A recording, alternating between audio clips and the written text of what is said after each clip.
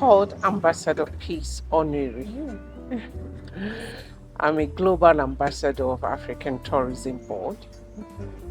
Yes, that is who I am.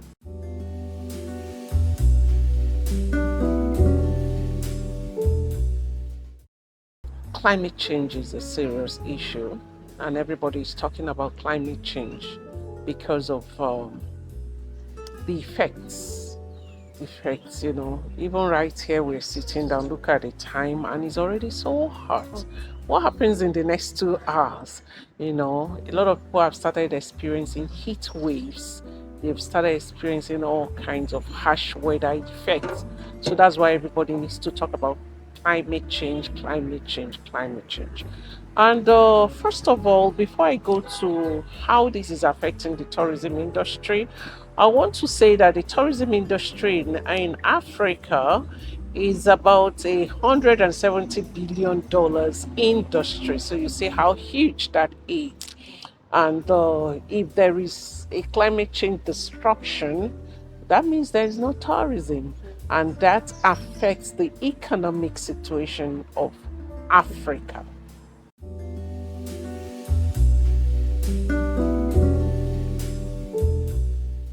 So, like I said, it's affecting tourism in ways like heat stroke and heat waves. As hot as it is, no tourists will want to go outside there in the sun. No matter how beautiful that destination is, nobody will want to go there. Another effect is the flooding. We're having a whole lot of flooding, flash flooding, a whole lot of flooding now across, even in Nigeria, like the one that happened in Plateau. We have the ones across Africa. So those are some of the effects, and that's how this climate change is disrupting tourism in Africa. And at times we have the frequencies now, and the intensity is getting worse. It's getting worse every day. So that is it.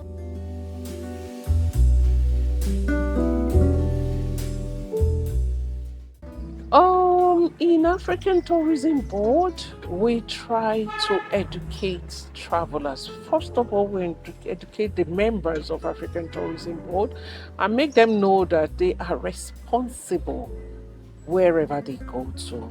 It now boils down to sustainable tourism. But some countries, we have the policy aspect of it. We now have the human aspect of it. Now, for the policy, we have countries like Rwanda who have gone ahead of us, and they banned the use of plastics. They banned everything that is going to contribute to the negative effects of climate change. So straight from the airport, they tell you you don't go into our country with anything that is non-degradable, especially plastic. So all these things we use plastic here, there they use paper bags. But I'm so happy that the governor of Lagos announced that Lagos is going to ban plastic use. So that is what most of these countries, especially in Africa, should do in banning the use of plastics, in controlling. Some of them we don't have control, but a lot of things we have control on. In my earlier show this morning, I was talking about people in Nigeria. You eat something, you are in a moving car, you are eating something, and the next thing you don't care about the next vehicle coming behind you. You just see people throw things. And I look around and roll my eyes, and I'm like, is this person okay? These are clean streets that were swept this morning. And the next thing you are going to do is to dump this waste here without thinking of where it is going to. This has caused a lot of flooding, especially in Nigeria. This rainy season coming now, people will do it. I know some states in Nigeria, let me not call them because I can mention their names. I know some states, immediately it starts raining, everybody runs and throws waste.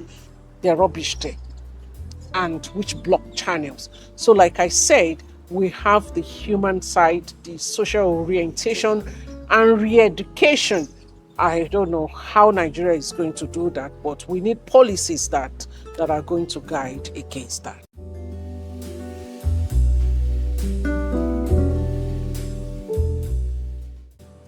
Yeah, sure.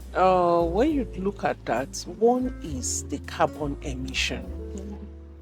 How do we control carbon footprints, even as you're traveling? That is one. Now, the next one you talked about is the risk associated in those destinations. The first thing you do while planning your travels, you don't just travel without planning. You plan. In planning, you check, you get up-to-date information about that particular destination you are going to. You check what is happening there. Is it flooding now? Check the temperature. In your travel advisory, check the temperature. What's the temperature? Because the temperature will even determine what you packed. What are you going to wear? In cold climates, I can't wear what I'm wearing now. It's because it's very hot, so you check what are you going to wear, what is happening there, what is the security situation, and a whole lot of things about your destination. So some places are prone to cyclones, some are prone to maybe heat waves, maybe in the northern part of Nigeria now. Extreme heat. Must you travel there? If you can cut off your travel, put it off for a later date, better. If not, how do you manage? Just get ready, maybe for ice packs, for a whole lot of things, your medications, know where the nearest medical center, healthcare center is, and a whole lot of things you put in place. Yeah. And talking about reducing carbon emissions and footprints, you now plan your travel. Instead of flying every time, there are some countries you can even go to and now use other means of transportation. You mustn't fly every time. That's to reduce the carbon emissions. And I don't know if your question is coming to that. Then you also think about sustainable tourism. In sustainable tourism, you think about that particular destination you are.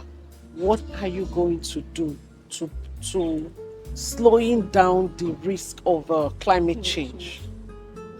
In some of the countries we go to, we do tree planting there. We leave an impact. I'm not from Kenya. We go to Kenya after our event, we do tree planting. We do that in Zanzibar, we do that at most of the people. Try to plan. When you are planning for a destination event or whatever, you ask yourself, what impact, positive impact am I going to make here? So those are some of the things you can do to promote that destination and the environment. You talk about cutting trees, it's just, in those days we used to, because I like furniture. Okay. I like promoting artisans, so because of that I picked interest in furniture. The trees we had those days, the mahogany, all these trees are not even there these days. The ones that are there are not matured, they don't live it. And I keep asking, the time these people were, all these years it took them to fell these trees, didn't they know they should have, even if you want to fell it all, you want the logs, you should have thought of, I fell one, I replace 5. If you fell one and replace 5, by now we won't be suffering of this. And now you also look at industrialization, you look at urbanization, you look at all those things. People just go somewhere and they clear all the trees. We are suffering the effect now. Yes, we are. So we need to go back, like what you are doing, go to the young people, to the schools, to the universities, to the secondary and primary, let them know about how to take care of the environment.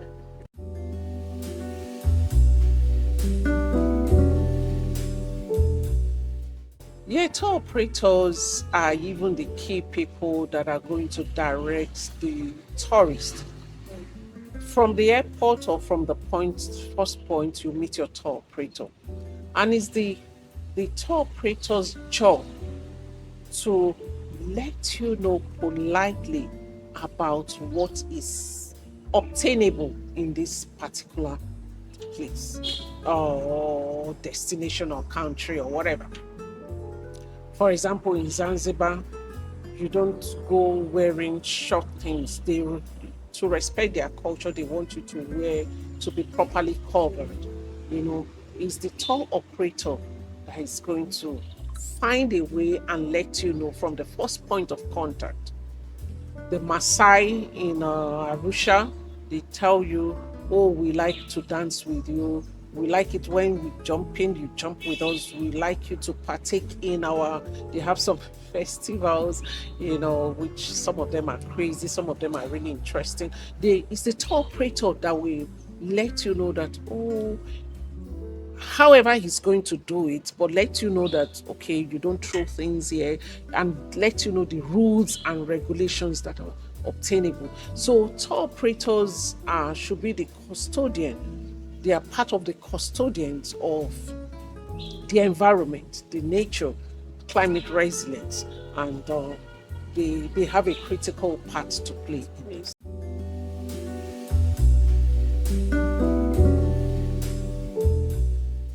Eco-friendly tour, I've mentioned Rwanda.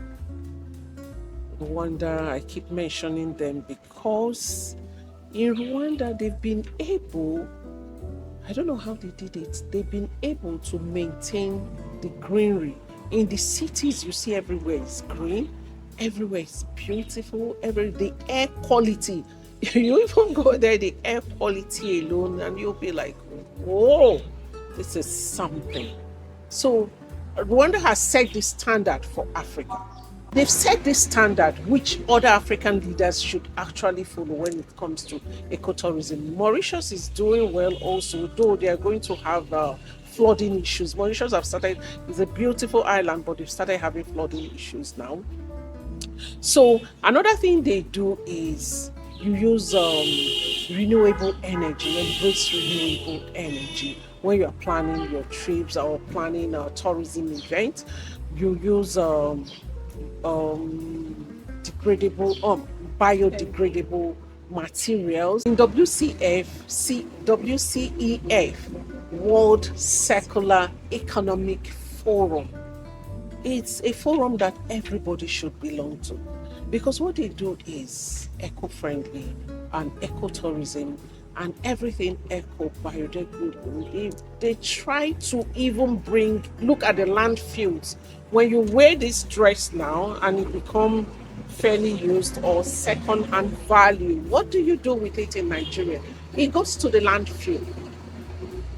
Most of our materials end up in the landfill. Most of everything we have. But in circular economy, they are telling you that even those clothes that you think are tattered, you can still recycle them. They want to, in circular economy, they recycle almost everything in circular economy. So Rwanda set that piece. We had the first World WCEF in Rwanda, and it's being promoted across Africa. So those are some of the initiatives that I think we can put in place, we can do. And Nigeria has so much. Okay, look at the OK clothes that come. What do they call them? Okreka. The ones they don't sell, where does it go? In the landfills. But there are so many things. This will create employment for people. This will promote the economy so much. So those are some of the initiatives.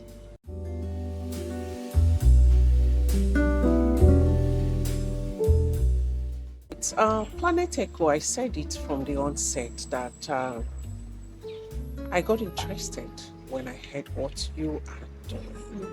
It's awesome, because taking care of the environment is a collective effort.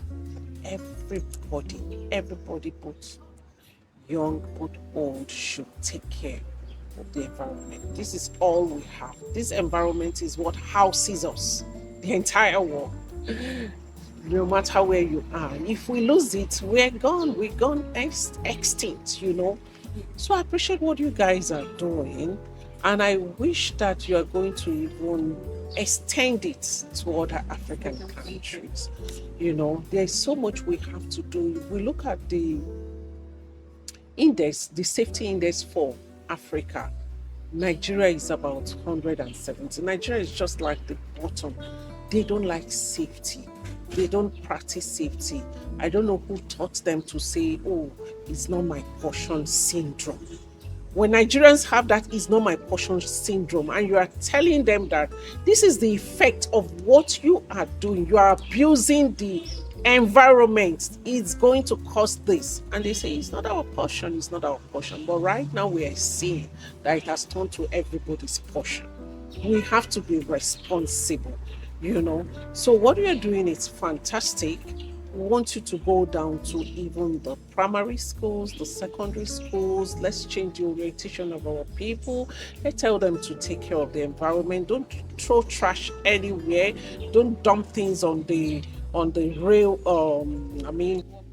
The walkways and water channels. Don't block water channels. And when there is heat waves like this, the temperature is rising, know what to do. Stay away from the sun at some period of time. If something is going to happen, a simple using ice or water on your neck can even save you from death.